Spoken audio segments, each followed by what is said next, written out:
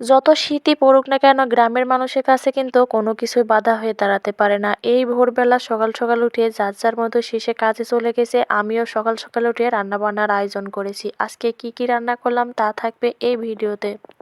Hello everyone, কেমন আছেন সবাই? আই হোপ সবাই ভালো আছেন। আলহামদুলিল্লাহ আমরাও ভালো আছি। সকালে ঘুম থেকে উঠেই দেখি বাইরের আবহাওয়া আজকে খুবই খারাপ। এত পরিমাণে কুয়াশা, ঠান্ডা পড়ছে, চারিপাশে যেন কোনো কিছু ঠিকভাবে চোখে দেখা যাচ্ছে না। এই কুয়াশা ঠান্ডার মধ্যেও কিন্তু গ্রামের মানুষজন কেউ হাত পা গুটিয়ে বসে নেই। যার যার কাজের স্থানে শেষে কিন্তু ঠিক এই ভোরবেলা কাজে চলে গেছে। এই যে দেখেন রাস্তা দিয়ে মানুষ নিজেদের কাজের জায়গায় ঠিক সারি সারি লাইন ধরেছে।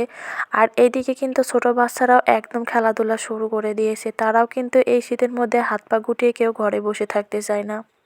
বাইরের আবহাওয়া এত খারাপ, এক ফোঁটা রোদও নেই, বাইরে শুধু বাতাস আর শীত। এত ঠান্ডার মধ্যে যেন মনে হচ্ছে না রান্নাবান্না করতে। তারপরেও কি করা, রান্নাবান্না তো করতেই হবে।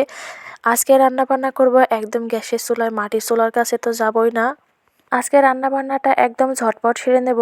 একটু বেগুন ভাজি করব, সঙ্গে একটু ডিম আলু ঝোল করব। প্রথমে তো ডিমগুলা আর বড়িগুলা খুব ভালোভাবে ভেজে নিয়েছি। এবার একে একে বেগুনগুলো মেখে রেখেছিলাম সেই বেগুনগুলো ভেজে নেব। আর বেগুন ভাজি করার সময় একটু ঢাকনা দিয়ে ঢেকে দিলে বেগুনটা একটু সিজে যায় ভালো, দ্রুত ভাজিও হয়, খেতেও ভালো লাগে। বেগুনগুলো একে একে ভাজা হয়ে গেছে আর তরকারিটা কিন্তু অলরেডি বসিয়েও দিয়েছি।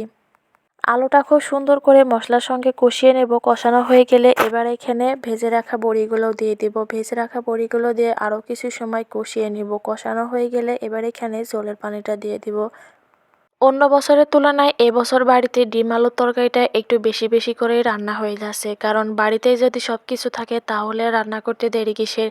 নিজেদের বাড়ির ডিম, নিজেদের দেওয়া বড়ি আর নিজেদের তো আলু আছেই, সব কিছু মিলিয়ে এই তরকারিটা রান্না করলে আমাদের বাড়ির সবাই খেতে অনেক পছন্দ করে। রান্নাটা প্রায় হয়ে এসেছে, শেষ পর্যায়ে একটু জিরাগুলো ভেজে নিয়ে তারপরে তরকারিটা দিয়ে দিলেই হয়ে যাবে।